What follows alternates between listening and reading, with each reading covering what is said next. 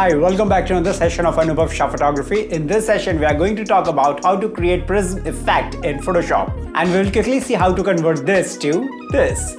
Prism effect is a very wonderful technique in Photoshop. Using this technique, you can convert your images into different astonishing results. So let's contribute to society by creating something wonderful and making this world very peaceful place to live. Hello wonderful people, this is Anubhav Sharma from Anubhav Shah Photography. Without any further ado, let's get started. We make the streets louder.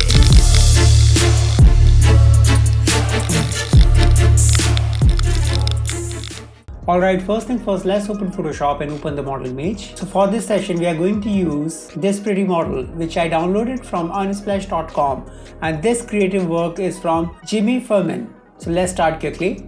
First of all, we will just double click on the image and we'll make it to the layer. We'll call it backup and we'll make one copy of it and we'll call it main. We will disable their backup copy and we'll start working on the main. Now quickly we will crop this particular photo as per our requirement. We will just press C or we will go to the crop tool and we'll just click on this small arrow and we'll go to 16:9 and we will change the ratio here to 1920 to 1080 and then just adjust the image as per your requirement. Press enter once you are satisfied with the crop. Alright, now we are proceeding further. Now we will make another copy with the black color and we'll drag it underneath to the main layer. After doing that, we'll just come back to main layer. We'll make the opacity to 50%. And now we will make 6 copies of it by pressing Command J or Control J in Windows. 1, 2, 3, 4, 5, 6. Now we will disable all the layers. We'll make sure that the main copy 6 and the layer 1, which is the black BG background, and we'll make sure the black BG and main copy 6 are active, and then we will go to the main copy 6 layer. We will select rectangular marquee tool, we'll make a selection. Now we have 6 copies and we are going to make 6 selection like this. Now after making it, we will just click on the masking here and we'll notice that the masking is being converted by the selection which we just did, and we'll make the opacity to 100% for this masking. Now we will perform same action with this all layers.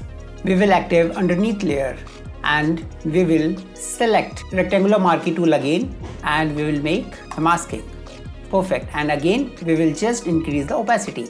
After achieving it, we will again go to the third layer and we'll perform the same action.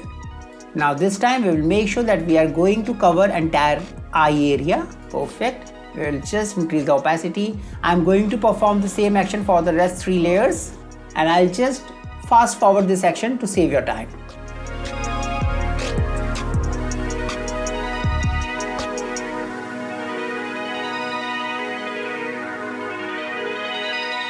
Now this is done, but we just need to make one other copy of it. So we are just lacking one copy behind. So we just do Command J to make one other copy and we'll make the same action for the last portion of the image. Perfect. We are done with it. Now we will select the topmost layer, main copy 6, and we will select move tool. We will make sure the auto select is enabled. We will just drag images like this with some gap between it. Perfect. Once it is done, it will look like this. Now after doing this action, just uncheck auto select. Now we will select all the layers by pressing shift and we will make a group. We'll make sure that main, black BG and backup are outside of the group, and then we will do Command J to make the backup. Now we will just right click on it and convert to smart object. After achieving it, we will just again click on it and we'll make another layer of it by pressing Command J. Now we'll call this group as effect. We'll call this layer as Gaussian blur visibility. Now after achieving it, just click on the visibility by pressing shift and selecting the move tool. Just click the image and drag it to the left. It's completely fine if you leave some spacing. Just enable the black color background. Alright, once it is done, just click both the layers by pressing shift, Gaussian blur and the visibility. Press shift and drag it to the center again. Now after selecting the visibility, right click on it, go to blending option, go to bevel and emboss and change the following settings. Style should be inner bevel. Increase the size somewhere 65 or 70 somewhere. Change the angle to somewhere 180 and decrease it to the 5. Make the highlight mode as color dodge and make the opacity as 75%. Make the shadow mode as color burn and opacity should be somewhere 30 to 40. Just press OK. Now just go to Gaussian blur layer, go to filter, blur and Gaussian blur and just increase the radius to somewhere 14 or 15, not more than that. Press OK. Now after achieving it, just right click on it, go to blending options and we'll go to bevels and emboss just like the visibility layer we did, and we'll keep all the settings like this, but we are just increasing the size to 100 and we'll press OK.